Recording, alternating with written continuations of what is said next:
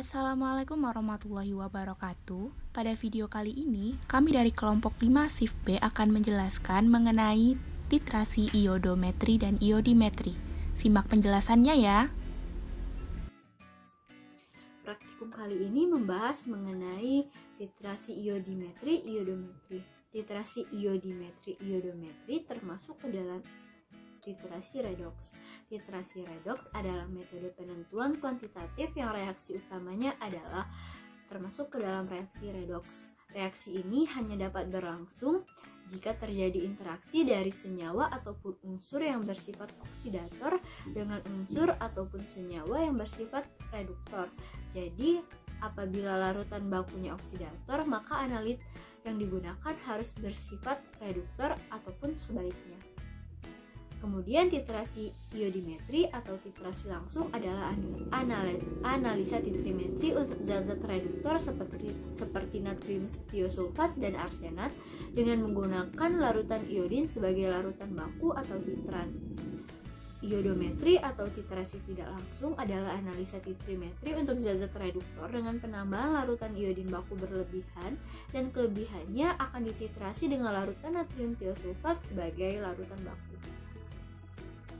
Baiklah, saya akan menjelaskan mengenai penetapan kadar asam askorbat atau vitamin C menggunakan titrasi iodometri dalam praktikum kali ini.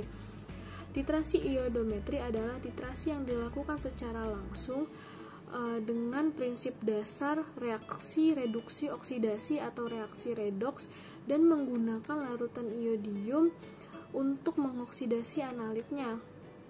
Analit dalam praktikum iodometri ini adalah asam askorbat atau vitamin C. Larutan iodium juga berfungsi untuk memperlihatkan jumlah vitamin C yang ada di dalam sampel yang digunakan dan dapat mengubah senyawa asam askorbat menjadi senyawa dihidroaskorbat. Untuk indikator yang digunakan dalam titrasi iodometri ini adalah larutan amilum. Larutan amilum mampu menunjukkan perubahan warna menjadi warna biru akibat terbentuknya senyawa kompleks antara amilum dan molekul iodium. Nah, larutan amilum atau indikator tidak boleh dimasukkan ke dalam titrasi sebelum tercapainya titik akhir titrasi, karena sedikit iodin akan terabsorpsi oleh bahan pada titik akhir titrasi dan mengganggu hasil akhir titrasi. Penetapan kadar asam askorbat atau vitamin C menggunakan titrasi iodometri yang dilakukan oleh kelompok 5B menghasilkan kadar asam askorbat atau vitamin C sebesar 19,4%. Dari praktikum iodometri yang telah dilakukan, didapatlah data hasil pengamatan, yaitu pembakuan larutan natrium tiosulfinat 0,1 normalitas yaitu sebesar 0,057 normalitas, pembakuan larutan iodium 0,1 normalitas sebesar 0,64 normalitas, dan penentuan kadar metafiron yaitu 0,156 gram dan persen kadarnya sebesar 98%, serta pembentukan kadar asam askorbat sebesar 1,101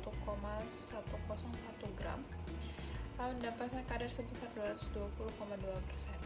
Berdasarkan penjelasan sebelumnya, dapat disimpulkan bahwa iodimetri merupakan titrasi langsung untuk zat-zat reduktor seperti natrium tiosulfat menggunakan larutan iodin baku.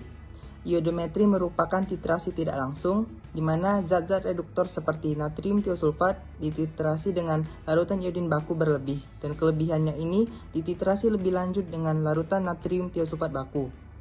Iodin berfungsi untuk memperhatikan vitamin C yang berada pada sampel dan mengubahnya menjadi dihidroaskorbat. Indikator amilum yang digunakan dalam percobaan ketika direaksikan dengan larutan iodin akan membentuk senyawa kompleks sehingga timbulnya warna biru. Larutan amilum tidak boleh ditambahkan sebelum titik akhir titrasi dikarenakan iodin yang terabsorpsi menjadi lebih sedikit dan akan mengganggu hasil titrasi.